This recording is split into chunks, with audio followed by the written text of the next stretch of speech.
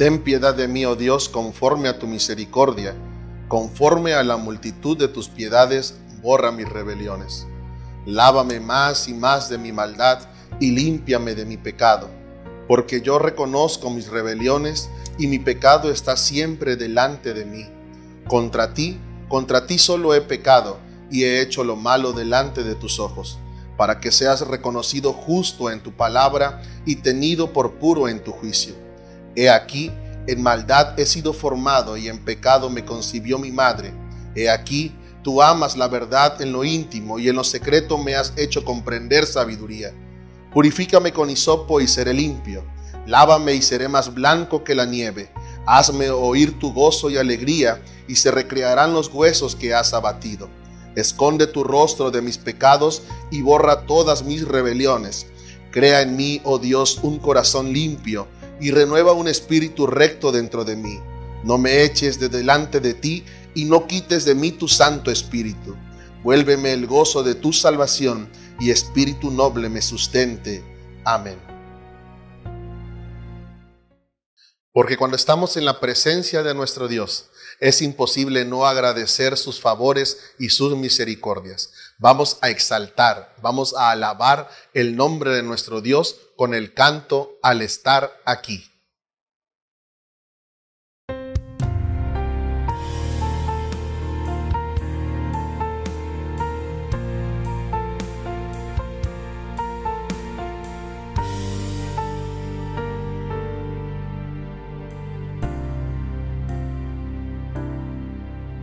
Al estar en la presencia de tu divinidad y al contemplar la hermosura de tu santidad, mi espíritu se alegra en tu majestad.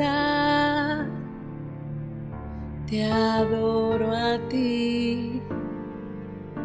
Te adoro a ti. Cuando veo la grandeza de tu dulce amor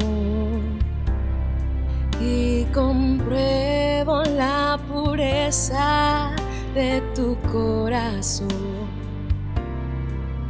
mi espíritu se alegra en tu majestad.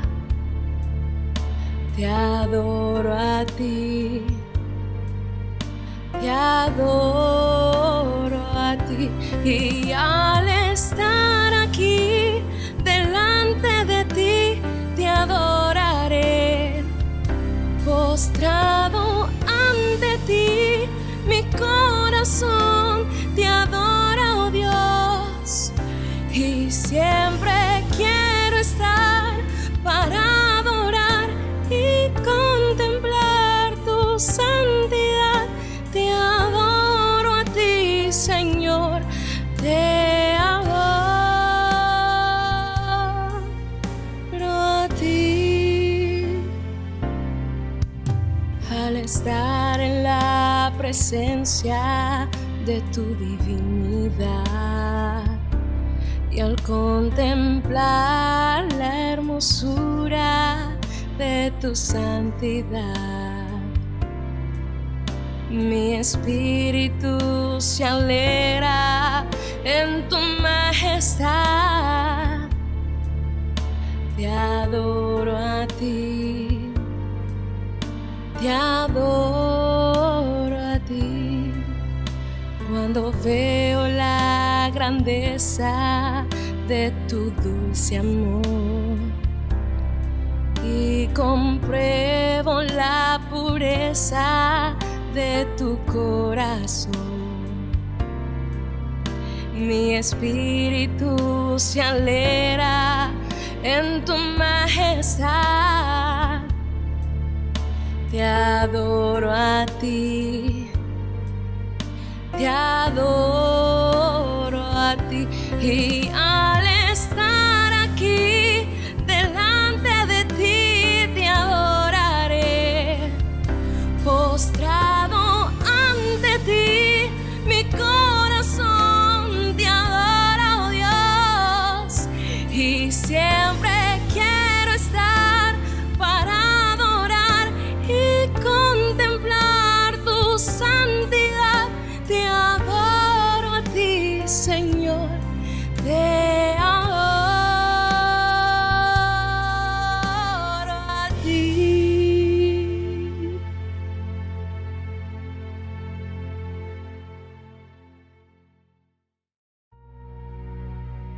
porque creemos que la palabra de Dios es inspiración divina.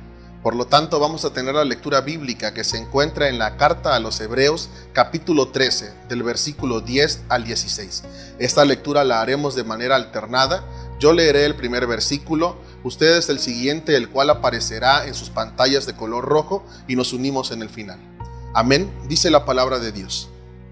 Tenemos un altar del cual no tienen derecho de comer los que sirven al tabernáculo.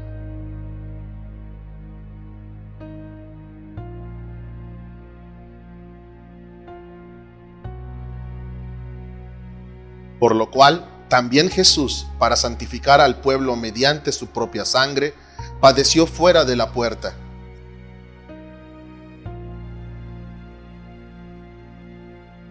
Porque no tenemos aquí ciudad permanente, sino que buscamos la porvenir.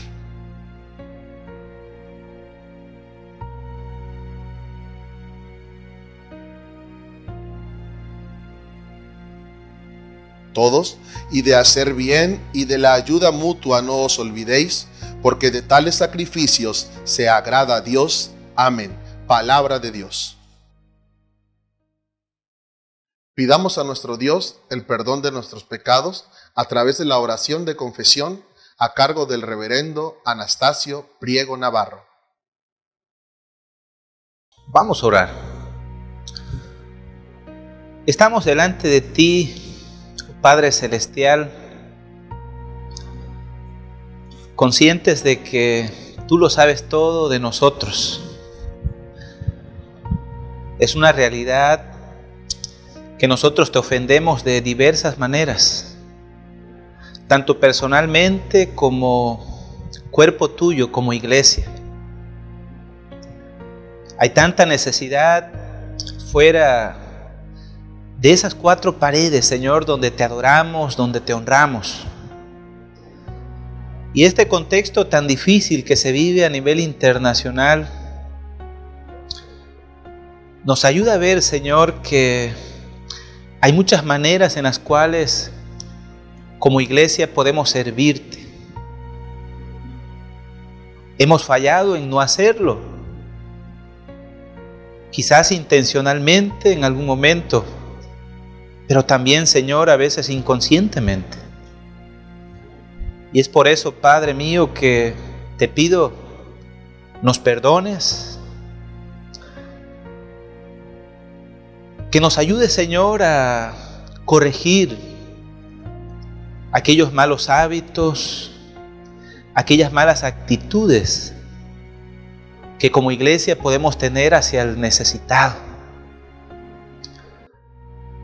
Ayúdanos, Señor, a ver en la vida de tu Hijo lo que Él hizo, Señor, fuera de un templo, de una iglesia.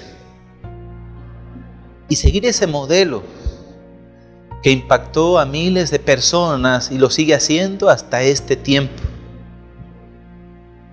Padre, tu palabra dice que demos gracias por todo. Y te agradecemos, Señor, por esta situación que se vive. Un tiempo de crisis, pero que también nos abren los ojos a una realidad donde hay tanta necesidad de ti.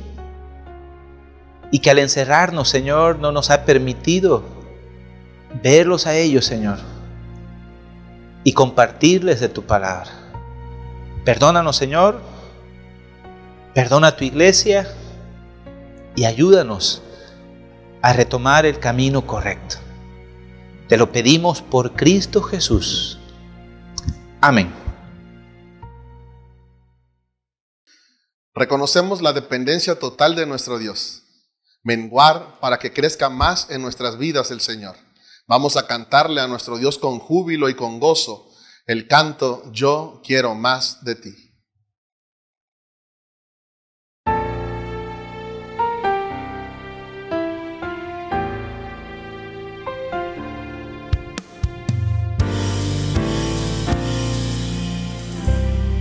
Yo quiero más de ti.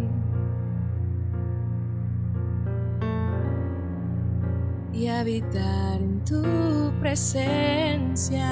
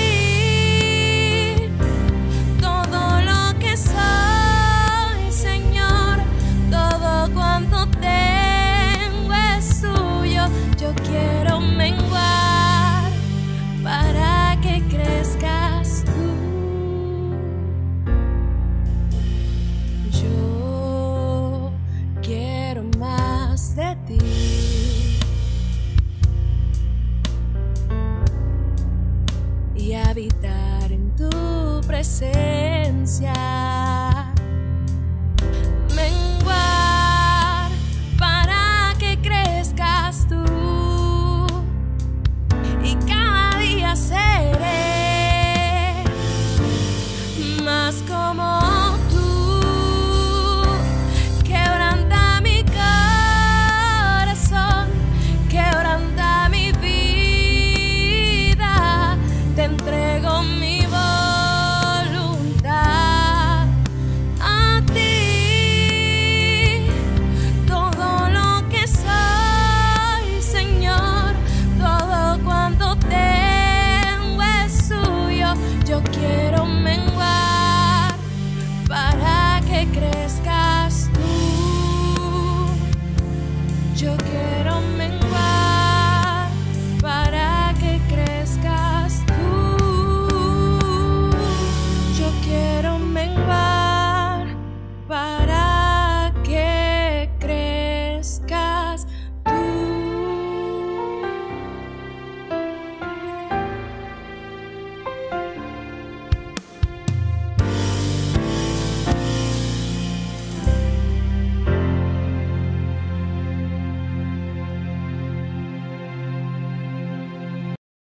Preparamos nuestros corazones y nuestras mentes para escuchar el poderoso mensaje de la palabra de Dios a cargo del reverendo Huáscar de la Cruz Angulo. Es un gozo poder saludarles nuevamente y traer el mensaje de Dios para ustedes. Agradecemos amablemente su sintonía en donde quiera que usted se encuentre. Y saludamos también de manera especial a aquellos que no pertenecen a la Iglesia de Cristo y que quieren conocer lo que la palabra de Dios enseña. El mensaje de este día está basado en Hebreos capítulo 13, versículo 10, que dice de esta manera: tenemos un altar del cual no tienen derecho de comer los que sirven al tabernáculo. Las medidas que se están aplicando en este tiempo a raíz de la contingencia nos están exponiendo a una serie de circunstancias inusuales e inesperadas. Nuestra vida cotidiana está experimentando una serie de ajustes que, aunque creemos que son temporales, no dejan de resultar incómodos y para algunos terminan siendo lesivos a sus intereses o necesidades. Tanto usted como yo nos hemos acostumbrado a ciertas rutinas como la de trabajar fuera de casa o disfrutar de un evento deportivo en ciertos horarios o que los hijos vayan a la escuela, que no nos imaginamos un mundo diferente. Hemos creado ciertas expectativas en cuanto a entretenimiento, tiempo libre, reconocimiento, libertad, control, seguridad, y en el fondo estamos llegando a ser conscientes que algunas de esas cosas pueden esfumarse de un momento a otro. Todo esto ha creado un ambiente de confusión a nivel global.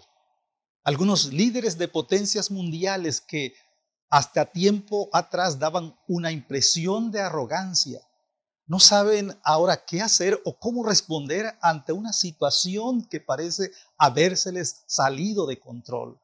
La economía mundial, como puede verse en la cotización en la bolsa, el precio del dólar o hasta en su propio bolsillo, están golpeando y afectando drásticamente a muchas familias y naciones. Los tiempos de cuarentena se están extendiendo en algunos países y no sabemos siquiera cuándo van a concluir. Y todo esto está produciendo un ambiente de confusión, inseguridad e incertidumbre que no habíamos experimentado en años recientes. Bienvenidos a esta nueva realidad. Sin duda que para muchos creyentes en Jesucristo, estas experiencias son también terreno desconocido. Sabemos, es cierto, de algunos hermanos en la fe que sufren carencias, opresión y hasta persecución en diferentes partes del mundo. Y seguramente usted ha orado por algunos de ellos. Pero no nos imaginamos a nosotros viviendo en ese tipo de circunstancias. Aun cuando las Escrituras nos advierten de manera constante de que estas cosas también nos pueden suceder, a veces nos dejamos absorber tanto por la comodidad que disfrutamos o por el mensaje seductor de la cultura que hacemos oídos sordos a esas advertencias. Algunas de esas exhortaciones nos parecen para creyentes de otras épocas o incompatibles con el mensaje de bendiciones y confianza que también encontramos en la palabra de Dios. El resultado es que muchos cristianos se encuentran confundidos en este tiempo. Nosotros también en la iglesia del Señor hemos desarrollado ciertas rutinas o creado ciertas expectativas al grado que esta interrupción forzada deja a algunos un tanto desconcertados. Quizá usted mismo se encuentre entre ellos. Entre esos hábitos que han sido ahora puestos en pausa, se encuentra, por ejemplo, la adoración congregacional en el templo. No nos podemos reunir como de costumbre y para algunas personas esta noticia no fue del agrado. Extrañamos también los servicios de la Semana Santa o Semana Mayor por el significado tan profundo que los acontecimientos de la pasión y resurrección de nuestro Señor tienen para nuestra fe. Y ahora hemos tenido que celebrarla desde casa. Y en una semana como estas, muchos cristianos utilizan el día jueves para la celebración de la Cena del Señor. Encuentran en ese día el momento propicio para recordar la institución de una ordenanza o sacramento, como algunos le llaman. Por eso, el día jueves de Semana Santa se conoce como jueves de comunión.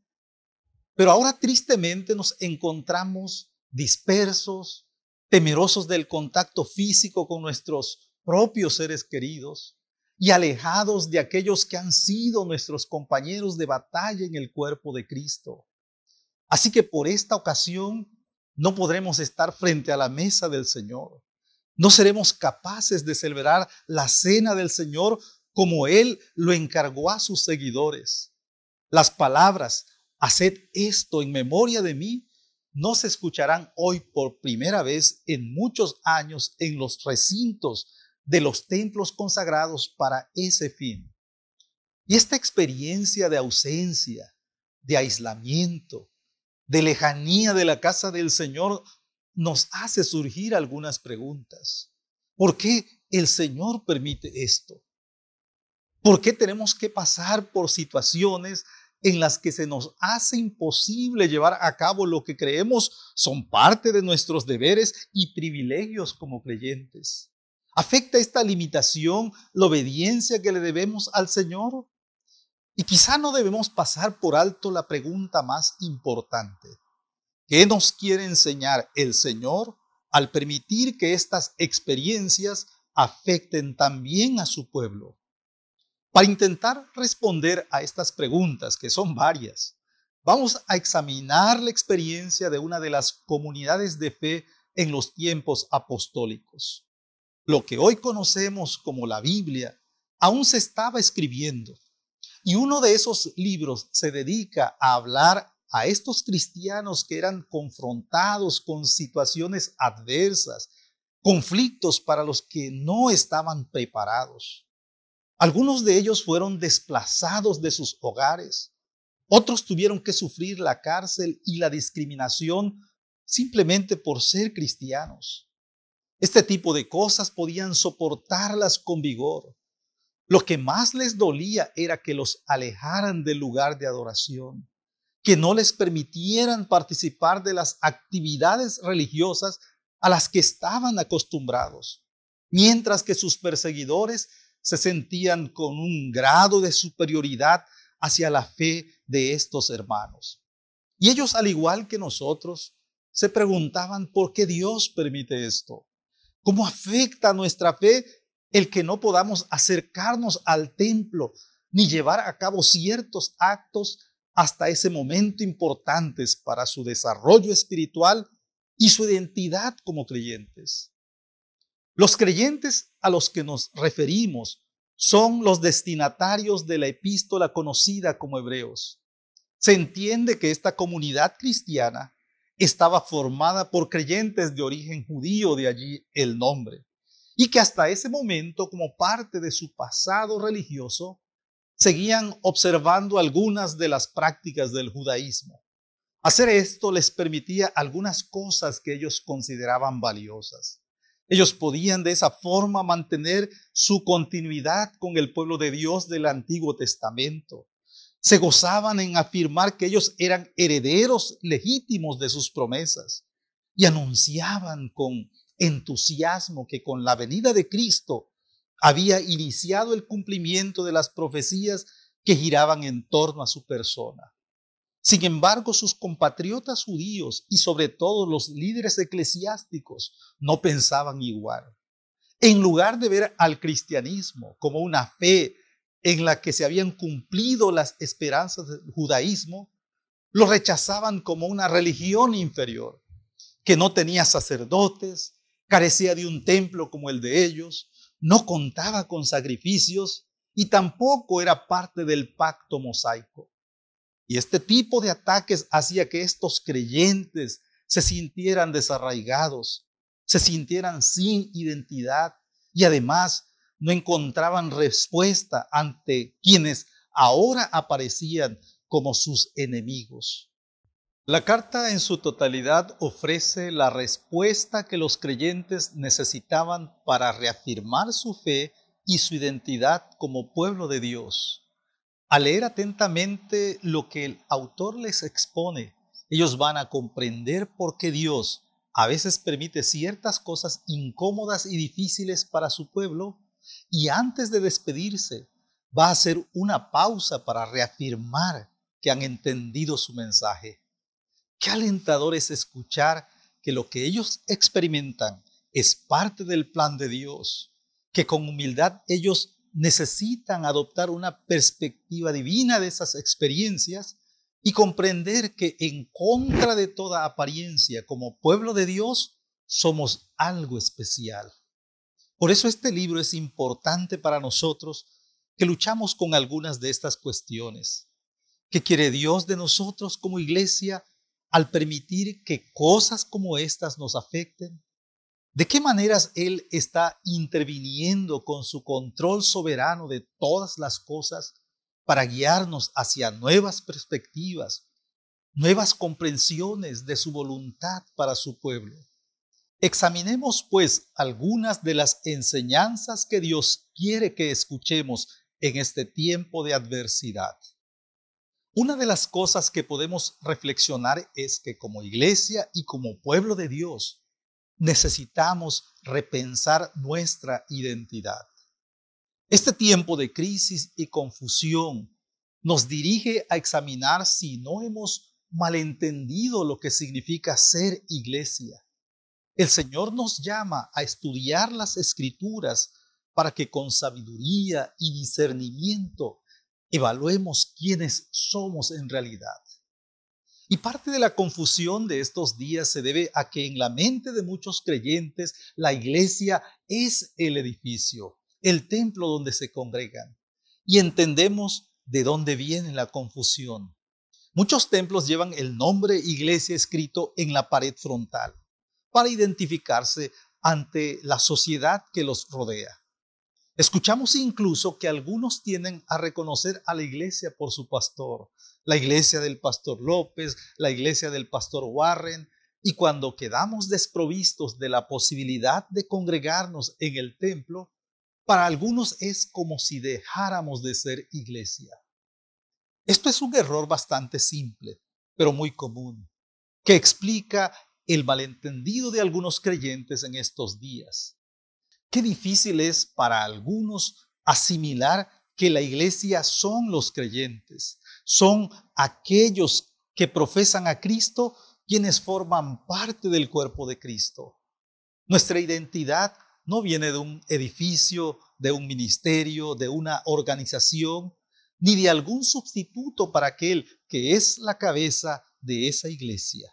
Lo que nos identifica es aquel a quien estamos unidos espiritualmente donde quiera que nos encontremos y que ha prometido estar con nosotros todos los días hasta el fin del mundo. Este pasaje que leímos nos recuerda esto. Para aquellos creyentes que estaban luchando con su identidad, que les era impedido el acercamiento al templo y a las sinagogas judías y que corrían el peligro de sentirse desvalidos, Dios tiene un poderoso mensaje. Él les recuerda que las bendiciones de los creyentes superan las del judaísmo del cual estaban luchando por diferenciarse. Dice la palabra de Dios, tenemos un altar del cual no tienen derecho de comer los que sirven al tabernáculo. ¿Cuál es el altar que los cristianos tenemos? Porque ese altar es un privilegio exclusivo del pueblo de Dios. En realidad, aquí se está haciendo referencia al sacrificio de Cristo, a la muerte de Cristo en el Calvario. El autor quiere dirigir a los creyentes a que se identifiquen con Cristo, que ellos valoren la obra completa, suficiente y efectiva de Cristo en la cruz por ellos. Y este sacrificio es lo que la cena del Señor representa. En el pan y en la copa nosotros recordamos el privilegio especial de que somos partícipes de Cristo y estamos unidos a Él. La cena del Señor representa esa realidad maravillosa de la que gozamos, pero no la sustituye. Si por ahora no podemos participar de ello, eso no significa que no sigas unido a Cristo. No es la cena del Señor la que te une a Cristo, es tu unión con Cristo la que te permite que ese acto tenga significado para ti. Puedes perder quizá una santa comunión durante esta semana, pero no los beneficios del sacrificio de Cristo, que es hacia donde apunta el sacramento. Otra de las cosas que podemos reflexionar es que como iglesia y como pueblo de Dios necesitamos reevaluar nuestra misión. ¿Qué es lo que el Señor espera de su pueblo mientras éste continúa su peregrinaje aquí en la tierra? ¿Para qué existe la iglesia que Él compró con su sangre preciosa? Este es un asunto muy importante. Como creyentes reconocemos fácilmente expresiones como ser la sal de la tierra o la luz del mundo. Las repetimos de manera constante en nuestros servicios.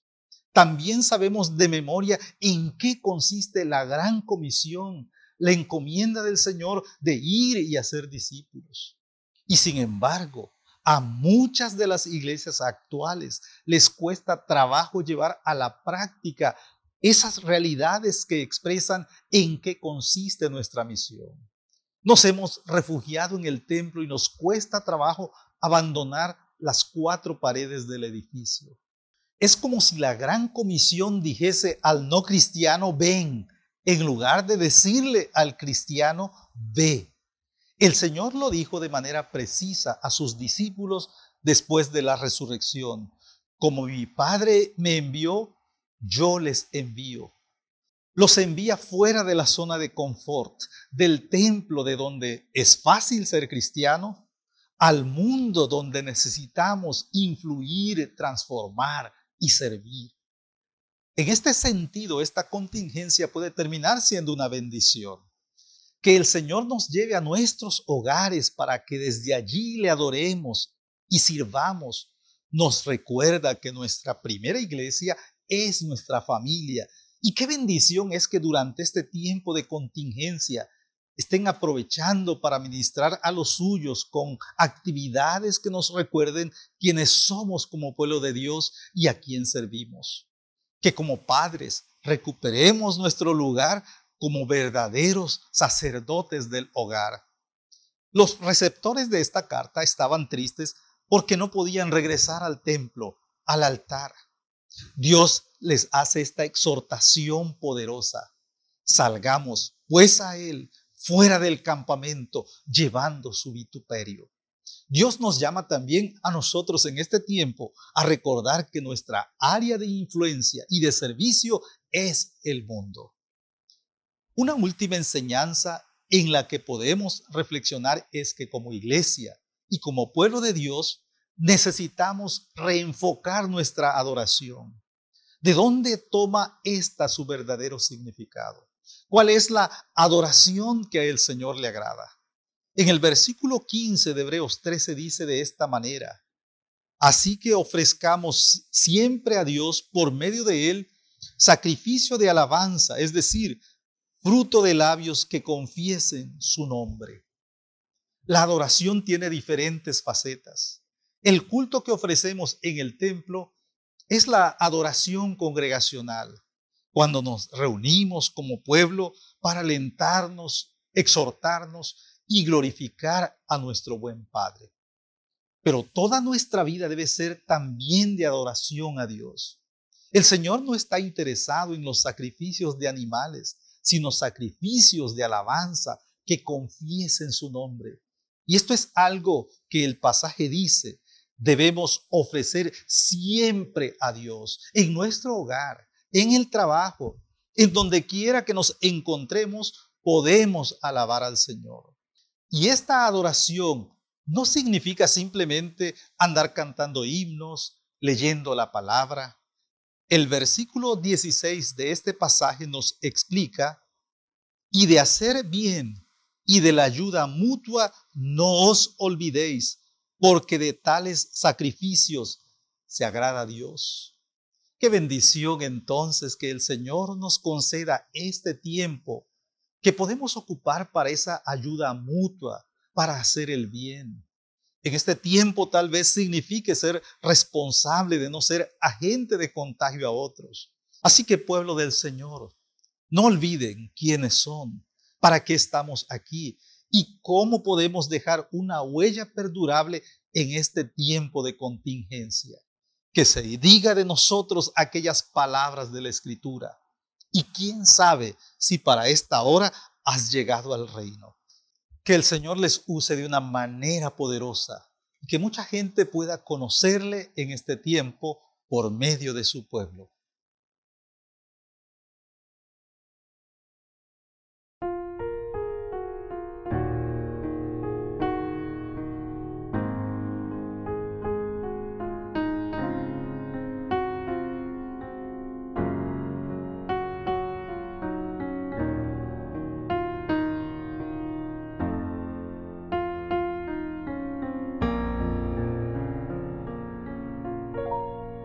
Amarte solo a ti, Señor. Amarte solo a ti, Señor. Amarte solo a ti, Señor. Y no mirar atrás. Seguir tu caminar, Señor. Seguir sin desmayar, Señor, postrado ante tu altar, Señor, y no mirar atrás. Amarte solo a ti, Señor, siempre llevar tu cruz, Señor. Amarte solo a ti, Señor, y hacer tu voluntad. Al débil proteger, Señor, al pobre defender, Señor, tu reino proclamar, Señor, no mirar atrás.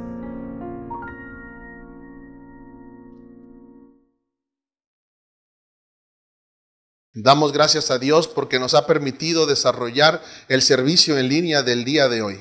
Vamos a concluir con la oración final y la bendición pastoral a cargo del reverendo Joaquín Rivera Díaz. Les invito para que tengamos la oración final. Padre Celestial, queremos agradecerte el que nos permitas este medio para llegar a tu iglesia y de esta forma te hemos adorado a través de la alabanza, a través, Señor, de la lectura de tu palabra, a través, Señor, también de la predicación de ella. Permite que de esta forma tu nombre sea glorificado, pero también, Señor, que el mensaje que cada uno de nosotros hemos escuchado contribuya, Señor, también para fortalecer nuestra fe, para hacer crecer, Señor, también nuestra vida espiritual. Te damos gracias por cada uno de los hermanos que han participado, Señor, con sus dones, con sus talentos, Padre Celestial, que tú sigas bendiciendo, Señor, sus vidas, sus voces, Padre bendito, para que de esta forma sigamos, Señor, dándote a ti toda la adoración. Todo esto te lo agradecemos en el nombre de Cristo Jesús, nuestro Salvador. Amén. Y ahora, mis amados hermanos, recibid la bendición, que la gracia redentora de nuestro Señor Jesucristo, el amor eterno de nuestro Padre Celestial, la guía y consolación del Espíritu Santo, sea con cada uno de vosotros, con vuestros familiares ausentes y con todo el pueblo de Dios, desde ahora y para siempre. Amén.